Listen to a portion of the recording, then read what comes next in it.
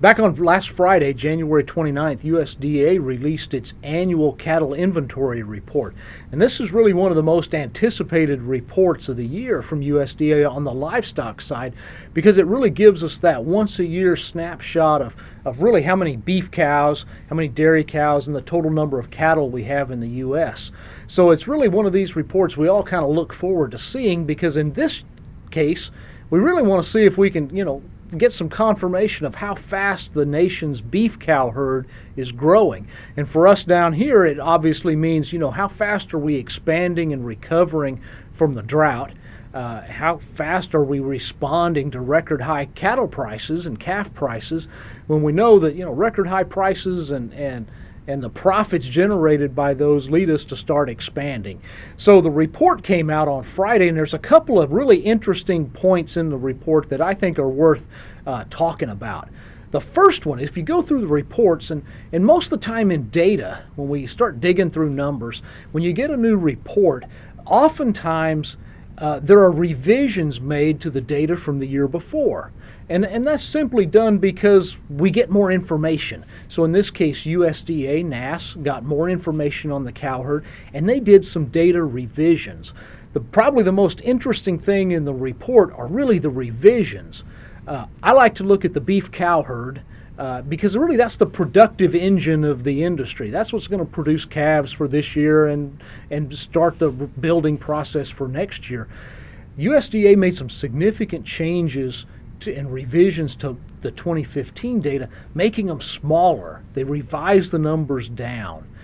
So what that means is that the number of beef cows grew by 3.5% from January 1, 2015 to January 1, 2016. So they grew by 3.5%, but the revisions to 2015 made the number smaller, which means we actually had fewer, while we grew, there's actually fewer cows in the cow herd than maybe a lot of market analysts expected for January 1. So it's really some interesting stuff going on. One is, once we get past revisions, the cow herd grew.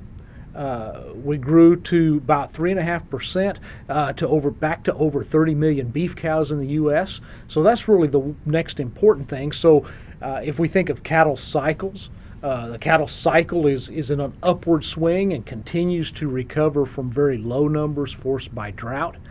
So I think that's the first kind of important thing that comes out of the report is, hey, we're still growing. I think one of the other interesting points that deals with revisions and growth, the number of beef cows in Texas grew to over 4.2 million beef cows, up about 160,000 head from the year before. I find that very interesting because I think as a market analyst, I think a number of us expected to have more cows than the report showed. So I think that's an interesting thing to look at going forward. That I think we expected some faster growth and some more growth. So I think that's really one important thing. Another important thing out of the report is how many heifers were held back for replacement or to go into the beef cow herd. That was up over 3%. In contrast to the beef cow numbers, USDA revised those up.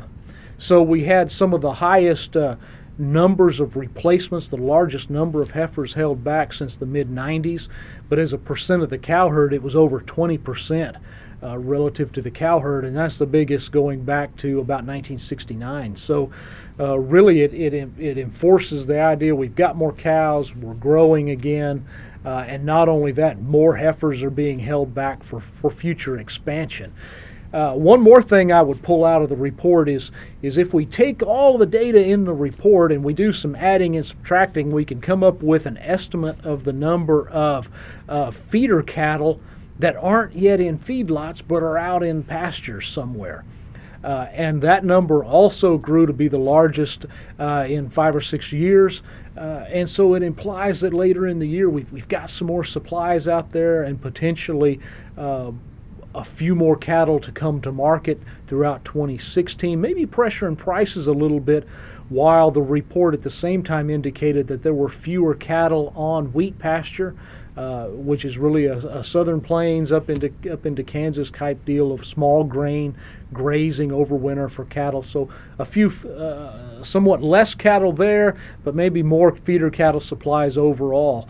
So really, I think those are kind of the big 3 or 4 points out of the inventory report that comes out again once a year, and again confirms that cyclically we're growing, we've got more cows, and so I think it really kind of sets the mark for where we are going forward.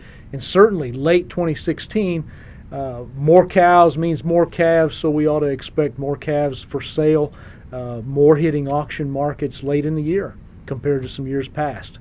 So that's a brief recap of USDA's inventory report, and that's it.